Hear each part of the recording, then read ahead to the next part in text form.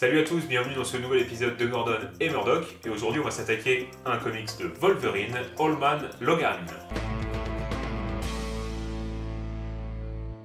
Alors on va commencer avec Mark Millar, qui est une rockstar dans le milieu des comics. Il commence en 2000 donc, chez DC Comics sous le label Vertigo et avec une série qui s'appelle Swamp Thing. Et il va écrire d'ailleurs dans la foulée un comics assez épique, Superman Red Son. Et en 2001, il va rejoindre Marvel, qui lance leurs éditions Ultimate, où là il va par exemple faire Ultimate X-Men. McNiven, le dessinateur de cette histoire, il a pas mal travaillé avec Mark Millar, donc sur cette histoire par exemple, mais aussi sur Civil War chez Marvel. D'ailleurs, il a principalement travaillé chez Marvel sur plusieurs séries, notamment sur des histoires des 4 Fantastiques, Marvel Knights. Et bien dans cette histoire, ça fait 50 ans que c'est la merde, et oui, tous les héros Marvel de la Terre se sont fait défoncer leur race. Sauf Wolverine, bien évidemment, qui est quasi imbutable, et qui va mener une petite vie tranquille à Sacramento, où il va avoir sa famille et sa ferme. Hawkeye débarque chez lui un jour et lui dit « Mec, on a un colis à livrer, viens on fait un road trip de la mort et on défonce tout ».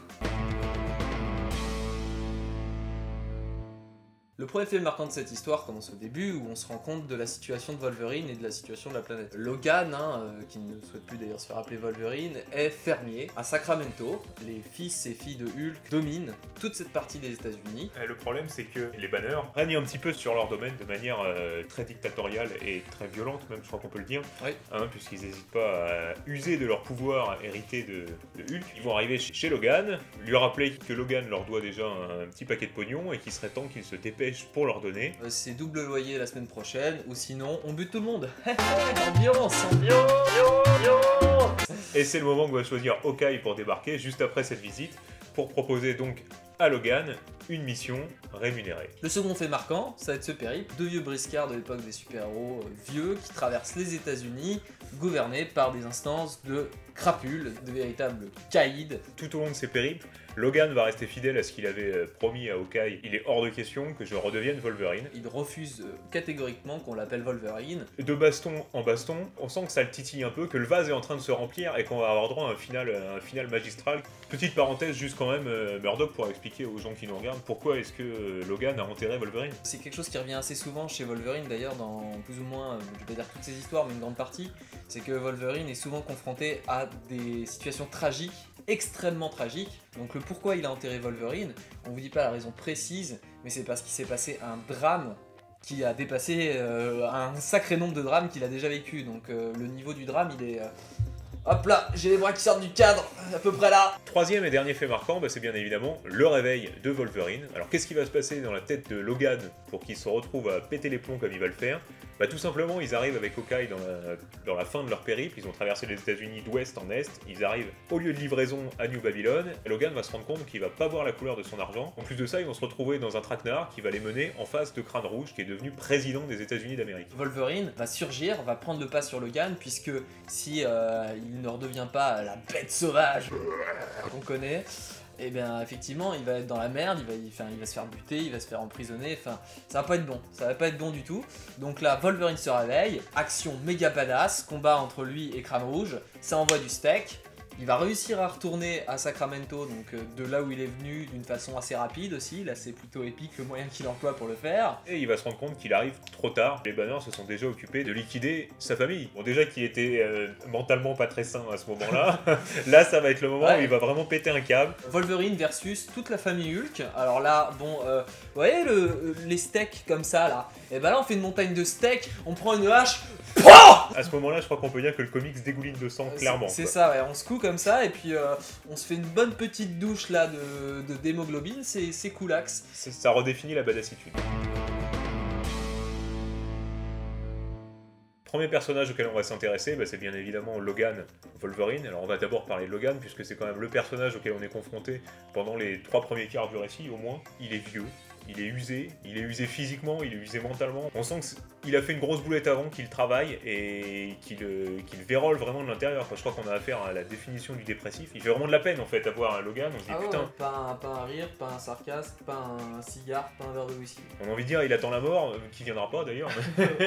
Il fait vraiment de la peine quoi, ouais. Vraiment, même la mort veut pas de lui quoi. On sent tout au long des pages que le moment où il va ressortir les griffes, ça va être de la badassitude pure et c'est vraiment ce qui se passe quoi. Le moment où Il retient. C'est ça, c'est le moment où j'ouvre les vannes, quoi. J'en ai plus rien à foutre maintenant, allez tous vous faire enculer, ça pisse le sang. Le deuxième personnage est évidemment celui qui va accompagner Logan tout au long du récit, c'est Hawkeye, Clint Barton, qui est vieux, hein, vraiment très vieux, aveugle en plus de ça, donc c'est assez cocasse parce qu'on se dit putain mais à quoi sert Hawkeye, un archer aveugle, bon... Ça n'empêche pas de tirer 50 flèches à la minute à 150 degrés dans un couloir à 400 mètres d'un méchant. Et puis en plus de ça, c'est vrai que Hawkeye a quand même aussi souffert énormément mentalement, physiquement aussi. Hawkeye répète assez souvent quand même à Logan, mec, me rappelle pas, me pose pas trop de questions, etc. Parce que ça me rappelle à quel point je suis tombé bas et à quel point ce monde est tombé bas et du coup lui avec le monde. Hein. Troisième perso qu'on va évoquer, c'est Crâne Rouge parce qu'il est quand même président des États-Unis, l'enfoiré. Il a, on va dire, un petit totem de chaque Avengers dans une vitrine. Hein. Il a le casque de Thor, l'armure d'Iron Man.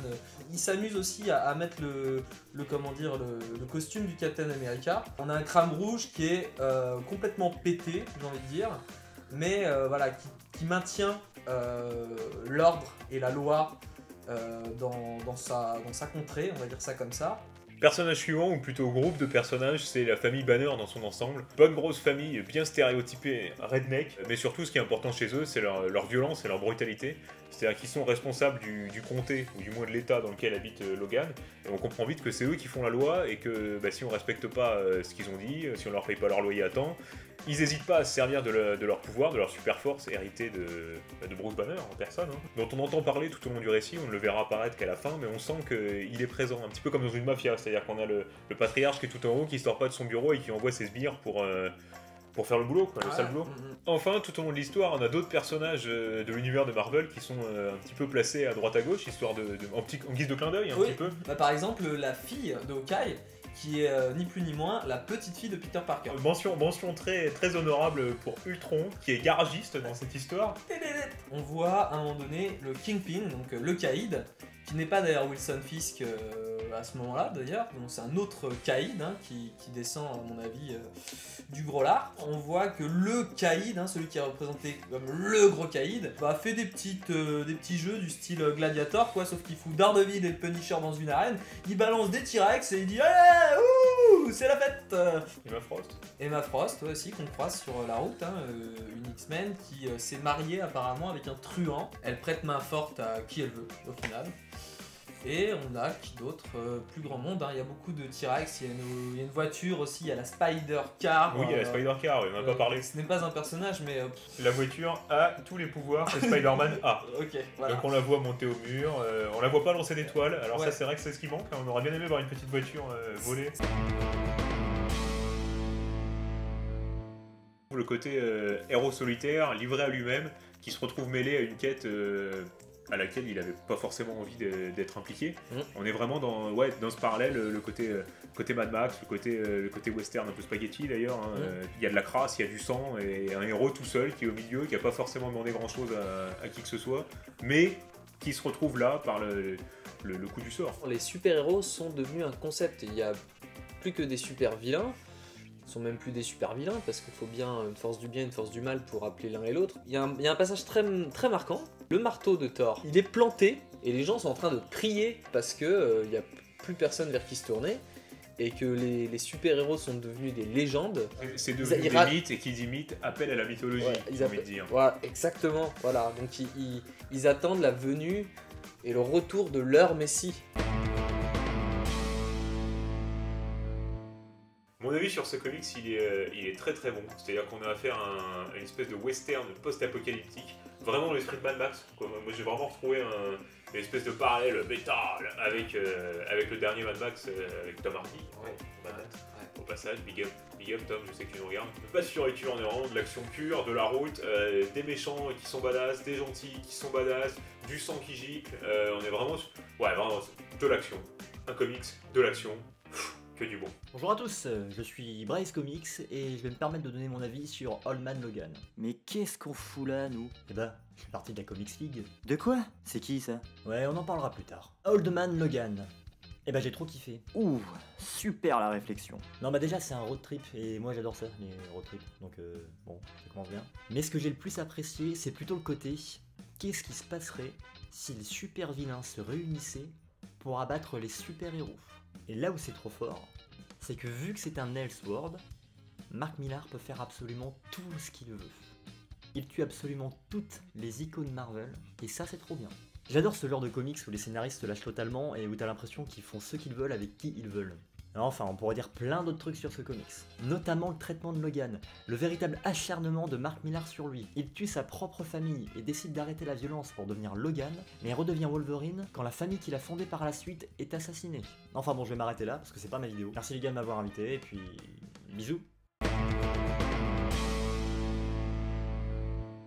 Mon conseil de lecture, ça va être la série All New X-Men, qui a été écrite par Bendis. Ça se passe post en fait crossover X-Men versus Avengers, ou Avengers versus X-Men. Enfin bref, on retrouve donc les jeunes X-Men du passé, donc le jeune Scott, la jeune Jean Grey, etc., qui vont dans le futur et qui se rendent compte voilà, que bon bah il s'est passé plein de choses. On voit donc les X-Men vieillis, adultes, qui se retrouvent face à eux quand ils ont 15-16 ans, et c'est une histoire extrêmement plaisante à lire, c'est drôle, le scénario est super bon. On a le droit à des passages un peu épiques avec un peu des crises de Wolverine, ce genre de choses. On a le droit à un scénario bien ficelé et c'est autant léger que grave. Voilà, il y a un peu des deux, donc banco les gars. Pour mon conseil de lecture, je vais laisser ma place à un membre éminent de la Comics League. Le Coin Comics, c'est à toi, poteau. Salut tout le monde, c'est le Coin Comics. Pour le conseil lecture de la vidéo All Man Logan de Gordon et Murdoch, je vous conseillerai Wolverine, les origines et la fin, sortie en Marvel Icons. Ce comics vous racontera tout ce qu'il y a à savoir sur la vie de Logan, de son enfance jusqu'à sa mort, à travers 3 récits. Wolverine Origins 1, Origins 2 et Wolverine The End. Écrit par Paul Jenkins, Kieron Gillen et les frères Kubert, il ne faut surtout pas passer à côté de ce récit qui retranscrit parfaitement la vie compliquée de Logan et qui, j'en suis sûr, vous touchera. Si vous voulez en savoir un petit peu plus sur ce comics, n'hésitez surtout pas à venir sur ma chaîne pour voir la vidéo dédiée à ce chef-d'œuvre. En attendant, ne passez surtout pas à côté de ce comics. Merci à toi d'avoir regardé cette vidéo jusqu'au bout, c'est sympa de ta part de nous avoir supporté jusque-là. Si ça t'a plu, n'hésite pas à partager cette vidéo auprès de tes amis, écrire un petit commentaire, ce que t'as pensé de ce comics, ce que t'as pensé de cet épisode. Plein de commentaires. Un commentaire. Sinon, si vraiment ça t'a plu, n'hésite pas à t'abonner en cliquant sur la tête de Murdoch. Et aussi, si tu veux regarder une ancienne vidéo de nous, où on va jacter sur d'autres comics, n'hésite pas à cliquer sur la tête de Gordon.